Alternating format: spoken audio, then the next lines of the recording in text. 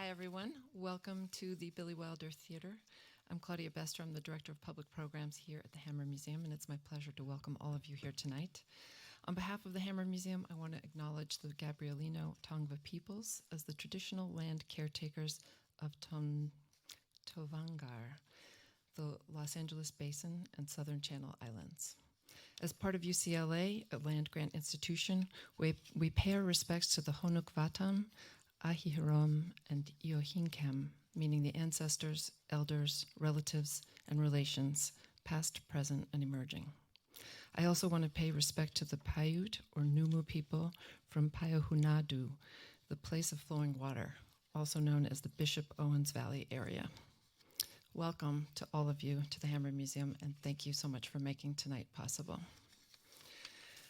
So tonight's program has two parts. We'll be screening a documentary film, Water for Life, about indigenous activists fighting for water rights in Latin America, specifically Honduras, El Salvador, and Chile. And then we'll have a conversation about local indigenous activists fighting for water rights right here in Southern California, in the Payahuunadü, Owens Valley, just north of Los Angeles. After the discussion and audience Q&A, we'll have a chance to continue the conversation over some light refreshments out in the theater lobby, so I hope you have time to join us for that. I want to give thanks to our co-presenters of tonight's program. Tonight we partnered with the Promise Institute for Human Rights, Los Angeles, which is a major research, education, and advocacy center based at the UCLA School of Law that serves as a hub for human rights work in Los Angeles and internationally. We'd also like to thank our partners at the UCLA American Indian Studies Center, which is a leading research institute and one of the first of its kind in the United States, founded in 1969. Now, before we dive into tonight's program, I want to invite you all back to the Hammer to see our new exhibition, which features many indigenous artists from North, Central, and South America. The exhibition is called Several Eternities in a Day, Form in the Age of Living Materials, and it just opened last week. The artists in the exhibition use materials such as avocado, cacao, achiote, cochineal, stone, clay, and natural dyes to create large-scale installations, paintings, works on paper, and mixed media sculptures rooted in the spirit, memory, and knowledge of brown and indigenous worlds. It's really an extraordinary exhibition, kind of a once-in-a-lifetime opportunity to see these artists, and I really hope you'll make the time to see it yourselves. Not once-in-a-lifetime opportunity to see these artists, but the materials in these exhibitions are also decaying in real time, so the actual works in the exhibition, it's once in a lifetime to see those, just to clarify. So now I'm going to introduce Joe Berra, who will introduce tonight's film. Joe Berra is the director of the Human Rights in the Americas Project and the Human Rights in Action Clinic with the Promise Institute for Human Rights at UCLA School of Law. His teaching and research interests include international human rights, the rights of indigenous and Afro-descended people under international law, and his current projects include collaboration with indigenous organizations in defense of their territorial rights and supporting local tribes and indigenous migrants in Los Angeles. So thank you all for joining us tonight, and please join me in welcoming Joe Berra.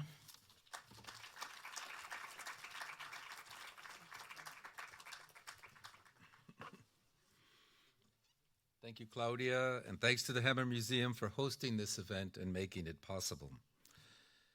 Water for Life tells the story of three inspiring and courageous indigenous and campesino water protectors, one of whom, Berta Cáceres, gave her life in defense of the Rio Gualcarque in Honduras.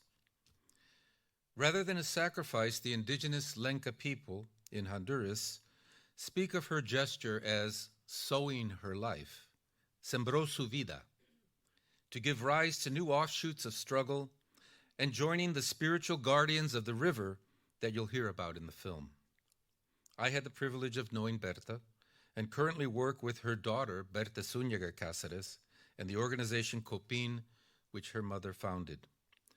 I'm proud to have been a consultant on this film along with my wife, Dr. Shannon Speed, director of the UCLA American Indian Studies Center, and to have worked with a master storyteller, Will Parinello, the director and producer of the film.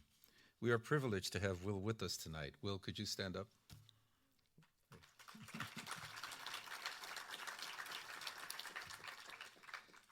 As we watch the film, try to learn and feel from the protagonists their deep relationship with water, to see water as a living relative of us humans.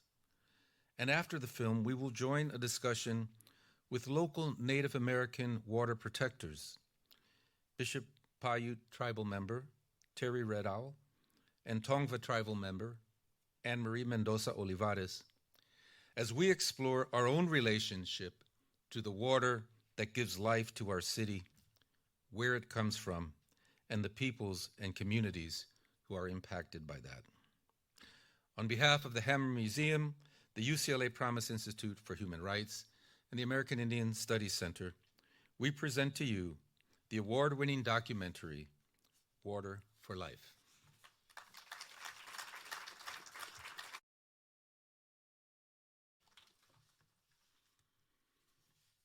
Will, could you please stand up once more? We can recognize you for this beautiful film.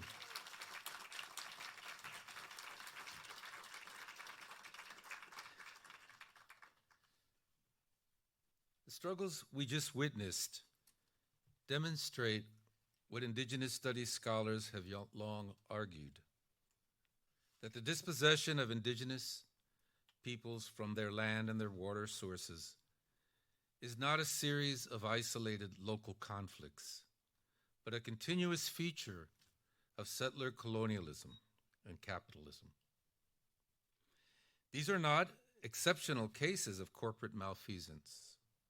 Rather, they are iterations of a logic with deep roots in appropriation and disregard for Indigenous territorial sovereignty. We ask ourselves, how do we begin to reverse that logic?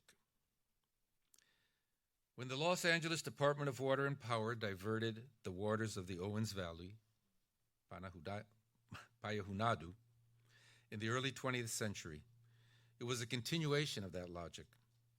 The Paiute people, who had sustained relationships with that watershed for millennia, lost not only a resource, but a living relation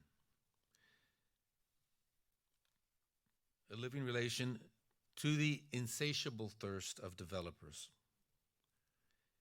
What connects the Lenca water defenders, murdered by interests backed by international capital, the Mapuche community, whose ceremonial sites lie under a reservoir, and the Paiute elder watching Owens Lake turn to dust, is not analogy, but genealogy. The same ongoing imperative to render Indigenous relationships to land and water invisible, extractable, and expendable. Contemporary Paiute-led efforts to restore Owens Lake and reclaim water rights are, in this light, part of the same transnational struggle the film has just asked us to witness. Again, we must ask ourselves, how do we begin to reverse that logic? We are fortunate tonight to have water protectors from Payahuunadü, the Owens Valley, with us to discuss the ongoing struggle in which we are all implicated as consumers of water in Los Angeles. We honor some of those same water protectors who have passed on and joined the ancestors of the Paiute and Tongva peoples in this mural projected here.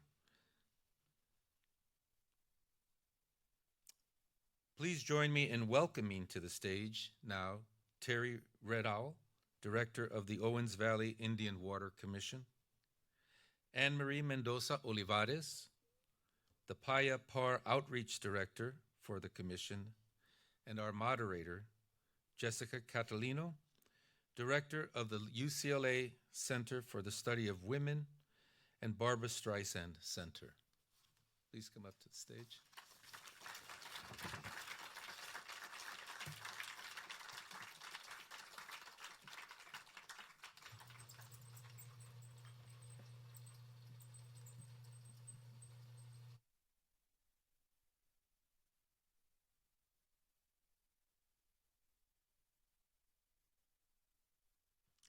Thank you, Joe. Thank you, Bill, for this film. And thank you so much to Teri and AnMarie for being here and sharing with us tonight. So let's just kick this right off. First, I'd like to kindly invite each of you to share some of the history and present of your work as water protectors. The water issues that drive you both in Payahuunadü, Owens Valley, and here in Tongva, Los Angeles. Thank you, Jessica. Manahui Nanene Teri Red Owl, Numanu Paihupuwe Nukimatu. My name's Teri Red Owl. I come from Payahuunadü. That's our homelands. Many of you may know of it as Owens Valley or California's Eastern Sierra Nevada region. Payahuunadü means to us the place where the water always flows, or the land of the flowing water. And I just want to say, like, after this film, this is the second time I've seen it, and it just really hits me hard. Like, I need to take a moment to acknowledge that, and thank the filmmakers for making this and bringing this, these stories and the fights and the courageousness of the people that are defending their lands and their waters. Same as what we're trying to do up here. I just really want to sit with that for a moment and recognize the people that are battling, the people that have given their lives that were taken from them. I also want to recognize our water protectors that aren't with us, that have been in this fight with us for many years.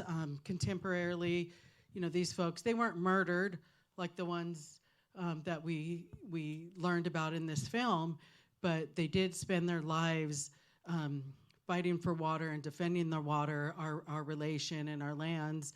And we most recently lost Kathy Jefferson Bancroft from the Lone Pine Paiute Shoshone Reservation. She's one of our sister tribes there in our homelands. And so I want to acknowledge her and the others that are on the mural that you saw. There's Harry Williams and Monty Bengochia, Kathy's on there, Juana, Barbra, Julia, and some of them are Tongva, Tongva, and other descendants, from some of the local tribes down here. But so I just want to recognize them and acknowledge them. And as when I was looking at and thinking about the stories in the film, I was like, the things that they've gone through, that's the same thing my ancestors went through. Like, I'm not necessarily being threatened, with physical violence or, being murdered for the work that I'm doing, but my ancestors went through that. And, I want to honor and recognize them too that lost their lives. We are forcibly marched out of our homelands because of our water. And, that was relatively recent in our history. So, yeah, this hits me deeply and hits home very much so. That's my brief introduction of myself. I've been with the Water Commission for 32 years, coming up in November. And I'm an elder. I've been doing this work for a long time. And, I'm now in my own tribe considered a tribal elder, still out there and believing that one day we are going to have a healthy homeland and we are going to see the water come back and we are going to see our rivers flowing freely into our lake, into Patsiata, which is known as the Owens Drain Lake today.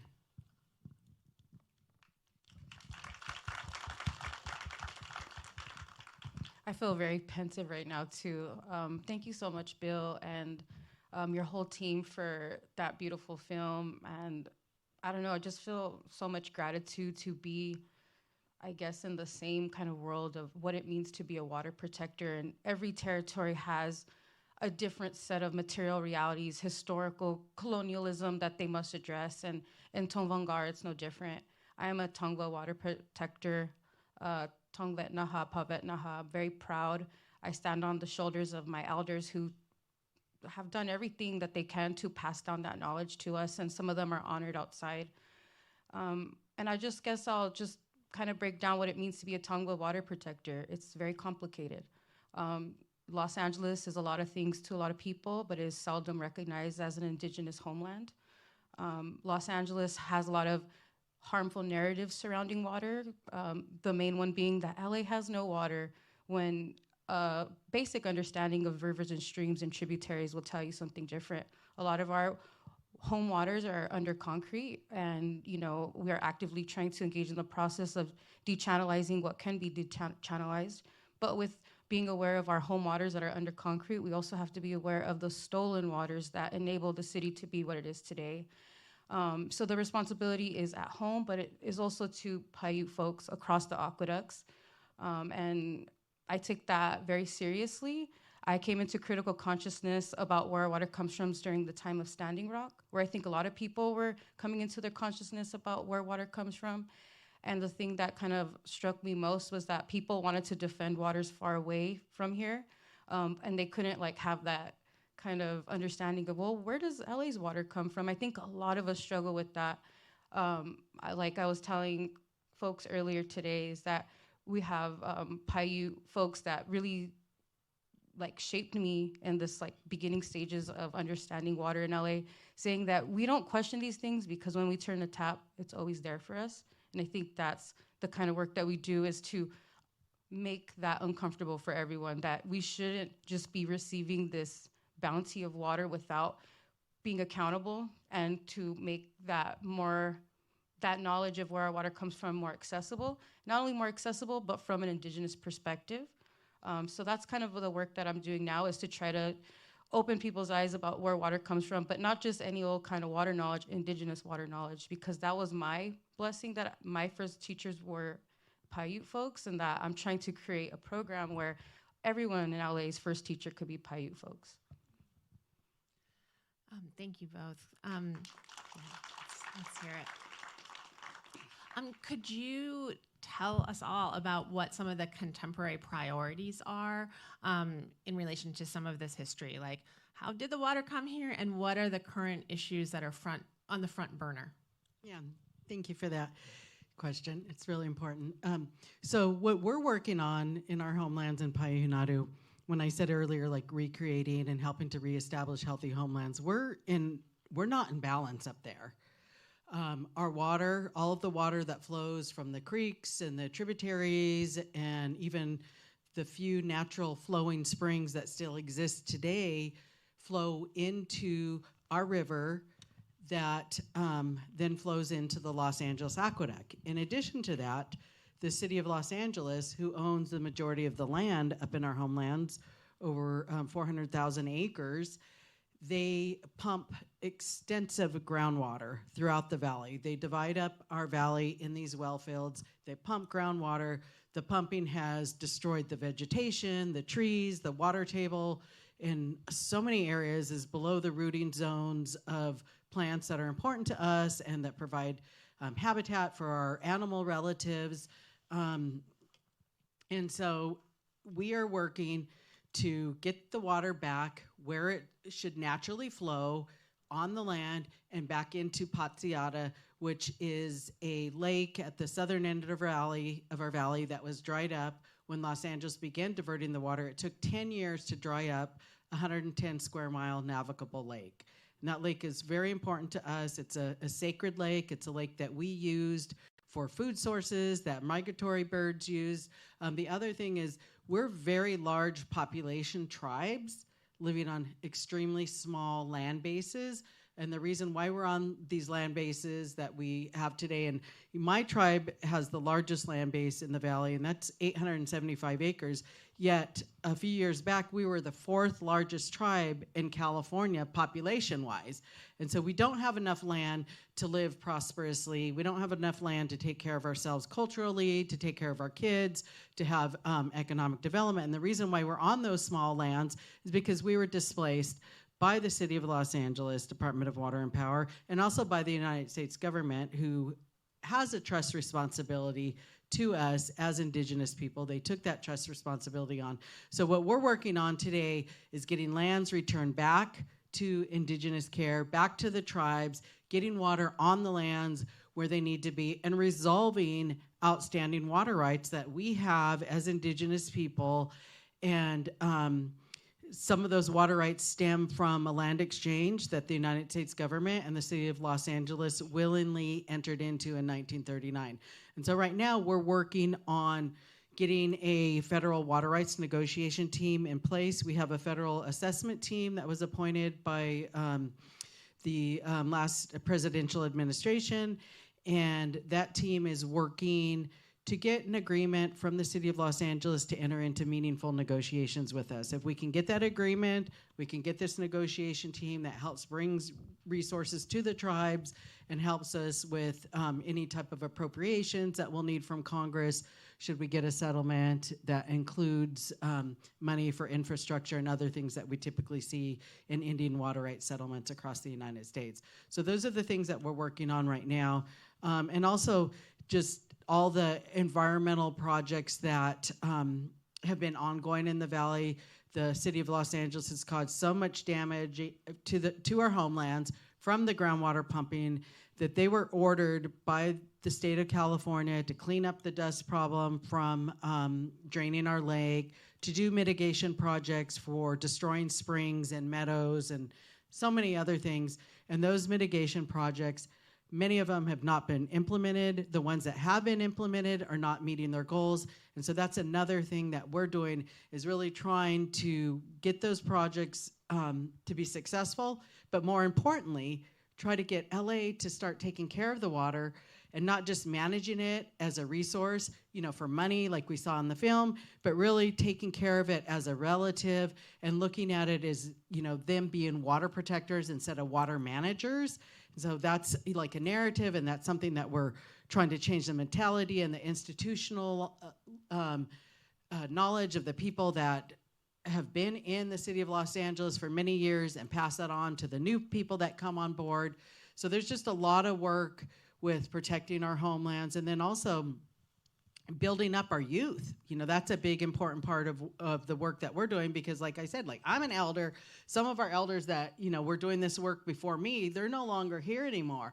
And I think it was mentioned in the film that, even when we're successful and we win the battle, the work doesn't end. It continues. We're continuing to have to be defenders of our land and of our water.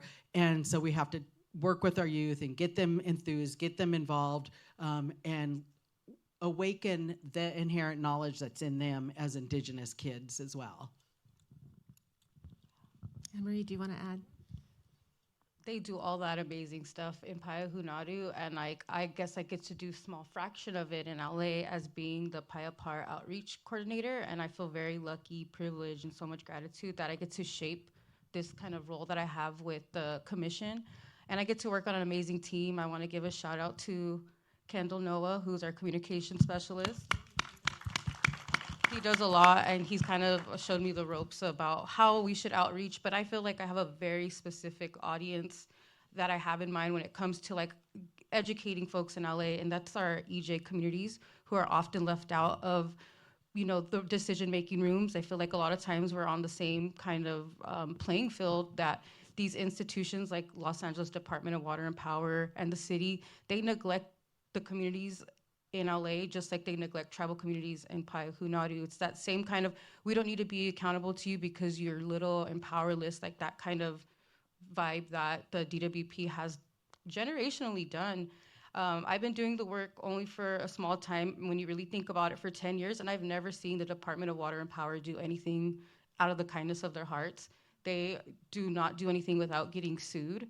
And I take that energy back and I expose ratepayers, EJ communities, to the fact that DWP is not only oppressing our communities out here with their faulty billing systems, but communities that are tribal in other places. And I think the kind of work that I want to do is just getting us all on the same page about how we approach strategically this moment that we're in.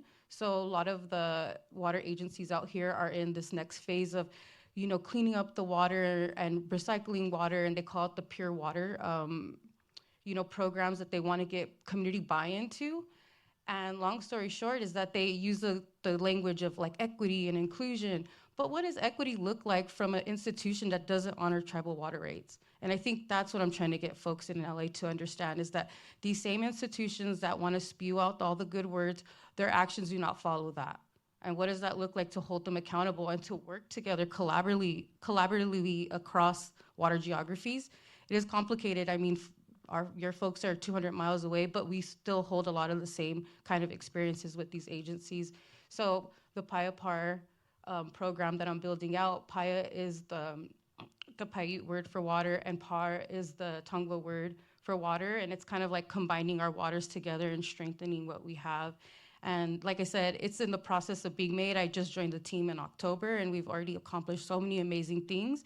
The artwork that you see is one of the kind of things that came out of LA's first Indigenous-led water summit. The commission and our team, we all worked together with a lot of love and a lot of collaboration to carry a 3-day ceremony together and to really expose our partnerkin about the water work that needs to be done over the next decades, you know, and what does that look like to protect water altogether. Thank you. And just to underline something that Teri was saying, unresolved water rights today in 2026 that were unresolved from 1939. So that's we're looking at 100 years soon that people have been working on resolving that unresolved issue. I'm wondering how the two of you, you opened saying with respect to the people that were in the film and their struggles. And, we're in some ways far away from those places and in other ways very close to them. And I'm wondering what you saw in terms of continuities and connections to those struggles or differences that you would like us to think about tonight. Yeah, what really struck me, when some of the folks in the film would go down and sit with the water, and, Berta said the water told her. Like, she knew what was going to happen, but she also knew she was going to triumph, right? And I feel like we have those similarities that they have down there with their connection to water. We have the same connection to water. We don't look at it as Indigenous people as something that you own and something that you control and something that you use to gain and to benefit financially.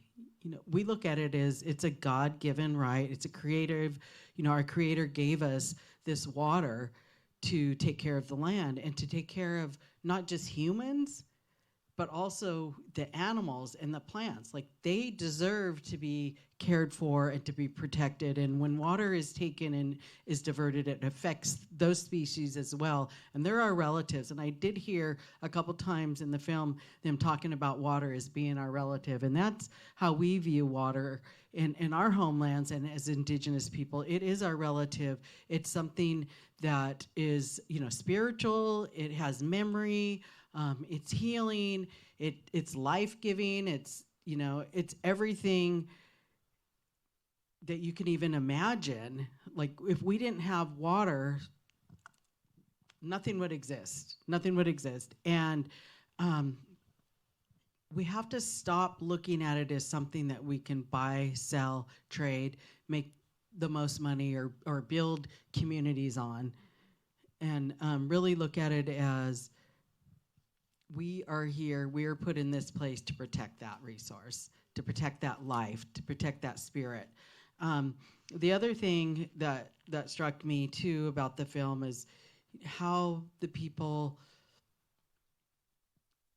were, there was these big industries coming in and trying to displace, trying to stake ownership and claim, and that's what happened to us. We were living on our lands, caring for the water, we were moving the water across the land, but we weren't taking it and moving it out of our region and out of our homelands. We were taking it and we were watering places that provided life for us, for the animals and such. And then when the colonizers came in, the miners, so, the mining, that really resonated with me. And then, when the dams were coming in and those films, that produce energy, that's, really what LADWP is, right? They provide power, they provide water, they provide energy, to these communities. So there was just so many things that resonated with me as an Indigenous person in Payahuunadü that there was deep connections. And then, like I said, like my people, my ancestors, we were forcibly marched out of our homelands. We were murdered. We were massacred. We have so many different stories and so much evidence of the massacres that took place. There's even a plaque above Bishop where I live, and it talks about a war that happened up there, and it says that the reason is lost in obscurity. And it's so funny to see that on a plaque, because we know why we were battling. We were battling for our life because we were being pushed off of our lands. And so I just felt so much connection to the film and to what is happening with them, is happening to us today, and that our ancestors went through as well. Oh man, I'm still coming down from that film, because I just feel like Teri, where it's just so much connection, and just that all of us water protectors, we share the same language of water as a relative. And I think once you really have that in your heart, like, you can't unsee it. You can't go about your day-to-day in a normal way.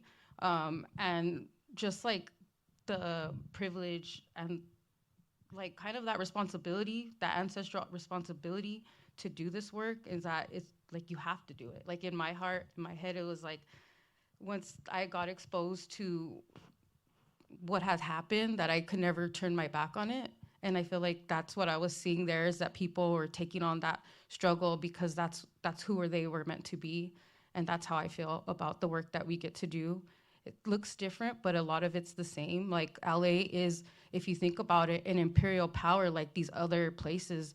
Imperialism meaning that you're taking from another place, extracting to build up your own. And do we in LA have that consenting, decision-making authority? No, we don't. We're oppressed by these systems that benefit, that they, get to build up, and that we don't have a say in how we want the future to be. And that's something that really hit me. And I think there was moments where, again, kind of like saying what Teri was saying, or repeating what Teri was saying, was like, you go to the water and you talk to it. And I think like during some of the hardest times of my life, like going to the Bayona Creek and going to the Alley River and letting the water hold me in that time, because it's really hard doing this work. You're always up against something. There's always an emergency, a fire to put out, really complicated relationships. But like when you actually get to spend time with the water, you remember why it's so important. And just getting to see other folks have that same relationship, same experience, really hit me hard. And I'll probably have a better answer as I drive home. But right now, that's what's coming out. Everyone knows that feeling. But whether you want to say more about the Paya Powder Outreach Program or just more generally for both of you, last question from me, and then we'll open it up to all of you, is what do you want residents of the LA metro area to know about water, and what actions can we take to be in better relation to water and to one another? I'll go, okay.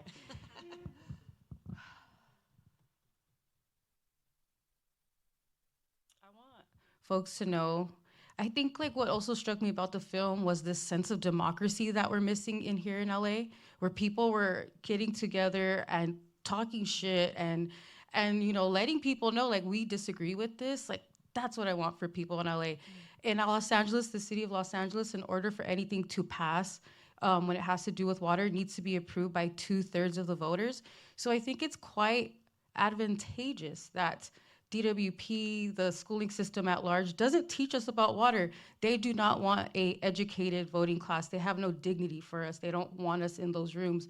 But what I want for LA and for folks to know is to be tuned into what the work that we're doing, and to fill these rooms when the time comes, like especially advocating for tribal water rights. Like that's, I think, what Teri will get into a little bit more. But we hold so much power when it comes to making LA, the DWP, accountable and getting them to do the right thing, is to be in that room, to talk your shit, to hold them accountable, and to practice the democracy that I think we're all kind of hungry for right now.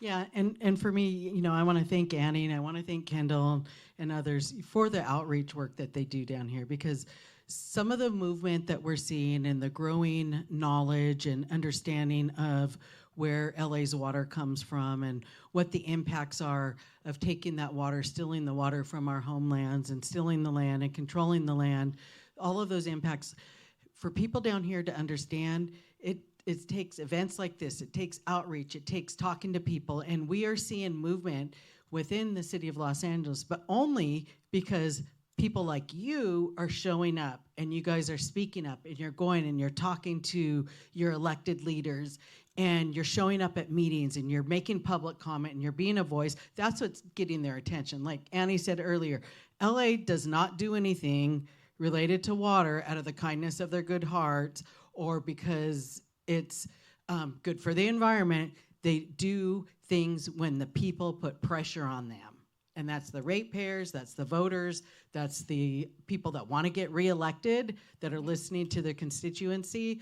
The other thing that I think is really important for people in LA to understand is that you guys have all the water that you need here in the LA basin to take care of your needs. You don't need to take water from the Colorado River. You don't need to take water from northern and central California, and you certainly don't need to take water from Payahuunadü. There's enough water that falls from the sky and that is in the ground, like Annie said, underneath the concrete that, you know, in some places needs to come up to be able to take care of yourselves and be water independent down here with the water that falls from the sky. So support the projects and the actions that are helping to source that water locally. But while you're supporting that, you have to also demand that LA stops taking water from other homelands that's not in the LA basin, in the LA area. One of the things that I've been talking about for many years, when LA is able, to capture the stormwater and to take water from the underneath the earth, that because they think in their mindset that they own the water in our homelands, that then they're going to sell it to the highest bidder. Like, well, we don't need it in LA anymore, so let's sell it to the city of Ridgecrest, the county of Kern, who needs a lot of water right now. They're in overdraft and out of compliance with the Groundwater Sustainability Act in California. So also, like, support those water initiatives here, but demand that those water savings, that water stays in the homelands that it originates from.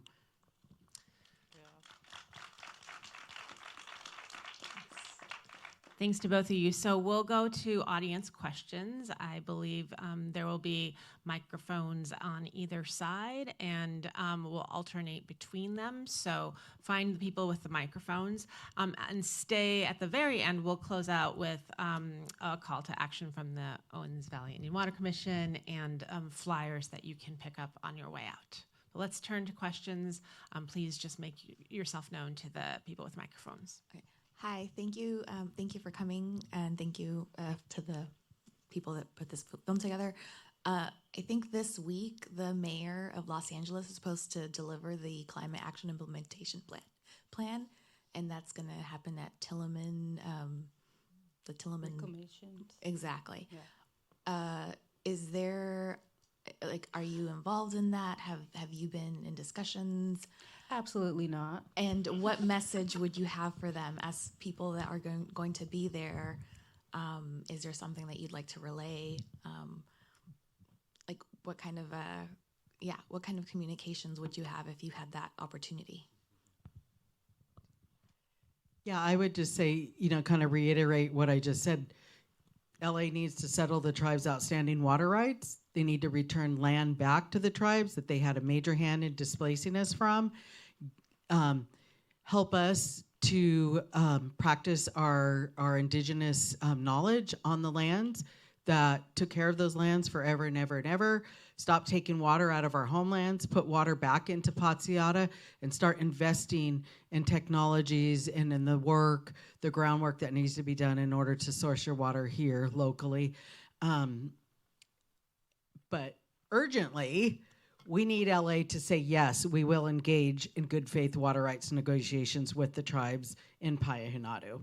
Because our clock is ticking. The assessment team only has a certain amount of time before they have to report to the Secretary of the Department of Interior about whether or not there's a potential for a water settlement here. And without a willing party to negotiate, there's no potential for a water settlement. It's like with any climate adaptation, whatever they're calling it, is like to call out the systems of colonialism and capitalism that creates climate catastrophe. I think if we can't start there, then the plan's worthless, and I don't see the mayor being progressive enough to like do that kind of thing. Also, stop tokenizing Native people. I'm sure that plan's gonna start off with a nice little land acknowledgement and then be done with Indigenous engagement therefore after. I think the city is in this kind of recognition liberal, like, oh, we want to acknowledge that we're on Tongva land, but then do a bunch of horrible things to the land.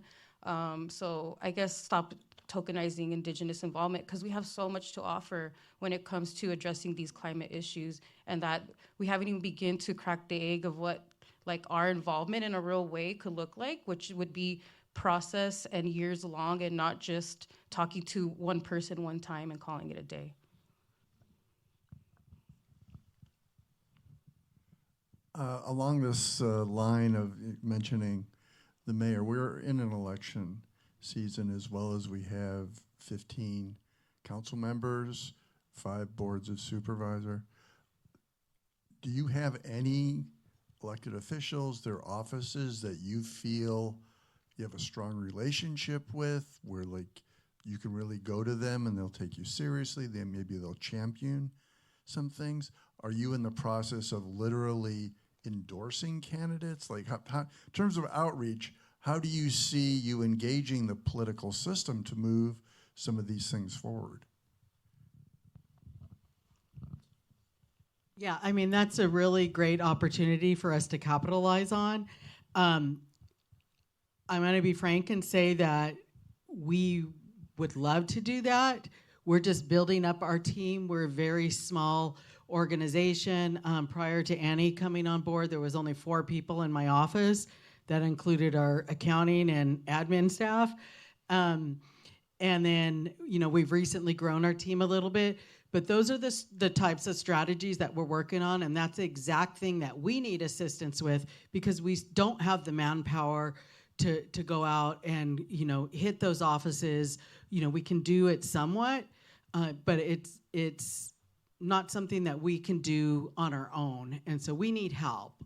And anybody that is willing to step up and help be our voice and to help advocate for us, we would absolutely love you to join our team and help us with our efforts. Agreed. We've been doing it on a small scale, outreaching to a few local candidates that are kind of going for those seats from incumbents, and that's been pretty cool to build those relationships, but nothing like set in stone, and working with our resource mobilizer to come up with that kind of 10-point plan of what do we need to be in better relations with tribes in the Owens Valley. So like Teri's saying, it's in the process of being worked out.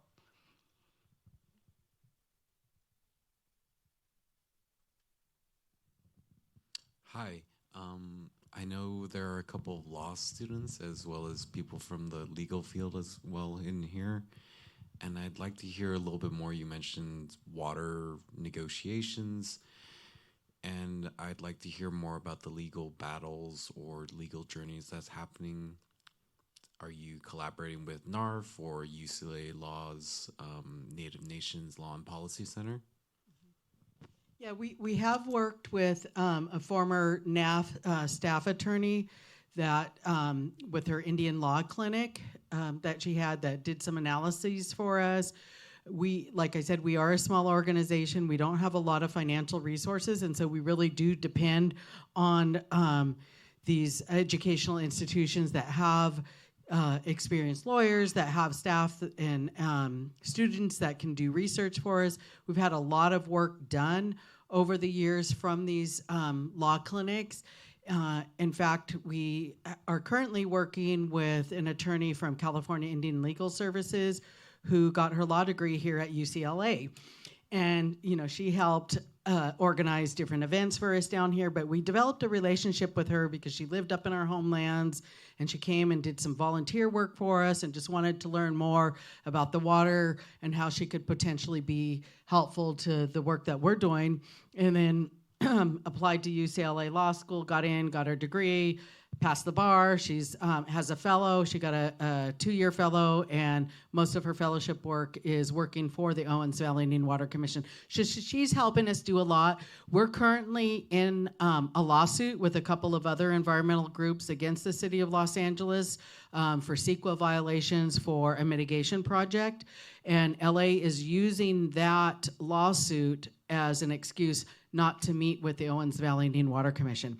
And we represent our member tribes in water negotiations and in discussions, and it's really important that we're there because our tribes are not high resource tribes. They're strapped with staffing as well, and so they depend on us to go to these meetings and to be a voice and to have our own institutional knowledge and to be able to share that and to speak. And so when LA says, well, we can't meet with the Owens Valley Indian Water Commission because you guys sued us, that's being punitive, and the CEQA lawsuit has nothing to do with our tribal water rights and the things that we're working on, for the tribes. But that's one of the things that came out of working with a student organization. We've worked with Columbia law students, in different educational institutions, and anytime there are law clinics or law students or attorneys that want to do pro bono work, we definitely welcome that, and we need it.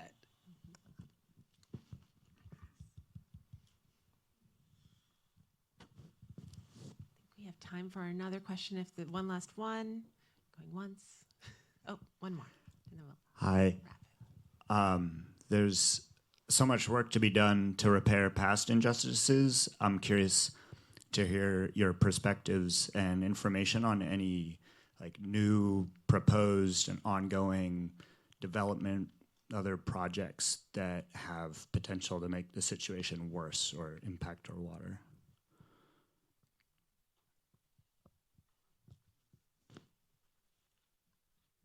Yeah, the other thing that we're seeing in our homelands is the increase in mining activities. So lithium mining is a real thing. Not too far from where I live in Bishop, there's a large lithium mine. There's mines. We're very close to the Nevada border, and there's hundreds and hundreds of mines, lithium mines in Nevada. Right now, I'm collaborating with a lady named Dr. Sophia Borges, who did our dissertation and came and worked with us for many years, and then did a dissertation that talked and discussed our displacement and our water rights and such. And she's now a professor at Boise State University, and then working with another doctor from UC Berkeley to put on a conference this fall for tribal folks to learn more about the impacts of critical mining and renewable energies in the Great Basin. And so we're working to educate our communities, but that's a huge threat.